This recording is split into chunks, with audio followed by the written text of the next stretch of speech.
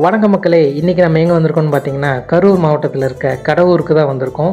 இங்கே பார்த்தீங்கன்னா, ஜமீன்தாரோட அரண்மனை ரொம்பவே ஃபேமஸ். யார் யார் வந்திருக்கோம்னு பார்த்தீங்கன்னா, நான் தாராவி எஸ்ஐ கணேஷ், ரீஜர் பார் ஓனர் மகத்தோட ஃப்ரெண்டு பிரேம். ரசியில் தான் வந்து சேர்ந்தார். பின்னாடி போகிற வழியில் முன்னாடி பொன்னையார் டேம் அப்படிங்கிற ஒரு இடத்துக்கு தான் வந்திருக்கோம். இங்கே நம்ம ஃப்ரெண்ட்ஸ்லாம் போட்டிங் பண்ணலான்னு சொன்னாங்க. அதனால் எல்லாருமே கிளம்பிட்டோம். ஒரு போட்டிங்க்கு பார்த்தீங்கன்னா 500 கேட்குறாங்க.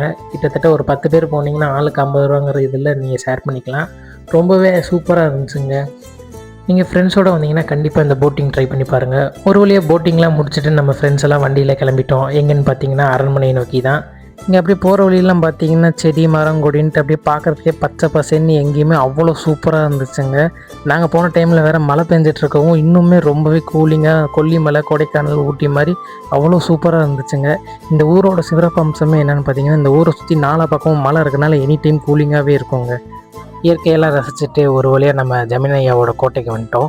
இந்த இடத்துல பார்த்தீங்கன்னா கிட்டத்தட்ட 20க்கும் மேற்பட்ட தமிழ் படங்கள் எடுத்திருக்காங்க. நம்ம கேப்டன் விஜயகாந்த் ஐயாவோட பெரிய மருது படமாகட்டும், அன்னக்கிளி, சண்டைக்கோழி 2, சுல்தான், ஈஸ்வரன்ட்டு நிறையா படங்கள் இங்கே எடுத்திருக்கிறாங்க. இந்த இடம் ரொம்பவே பார்க்குறதுக்கு அமைதியாகவும் சூப்பராகவும் க்ளீனாகவும் இருக்குதுங்க. இங்கே இருக்க இந்த பெரிய ஆலமரத்தை பார்க்குறப்போ ரொம்ப அழகாகவும் இருந்துச்சு, அதே சமயம் ரொம்ப பயமாகவும் இருந்துச்சுங்க. பார்க்குறதுக்கே டிஃப்ரெண்ட்டான கூரை அமைப்பில் இருக்க இந்த கோயிலுக்கு அப்படியே இந்த பக்கம் திரும்பினீங்கன்னா ஜெமினி ஐயாவோட அரண்மனை இருக்குங்க. இந்த ஜெமினி ஐயாவோட அரண்மனை கிட்டத்தட்ட ரொம்ப வருஷம் பழமையான அரண்மனைங்க. ஆனால் இன்ன வரைக்குமே அதை ரொம்ப அழகாக மெயின்டைன் பண்ணிட்டு வராங்க. அதுக்காகவே அவங்களுக்கு ஒரு சல்யூட் போடலாங்க.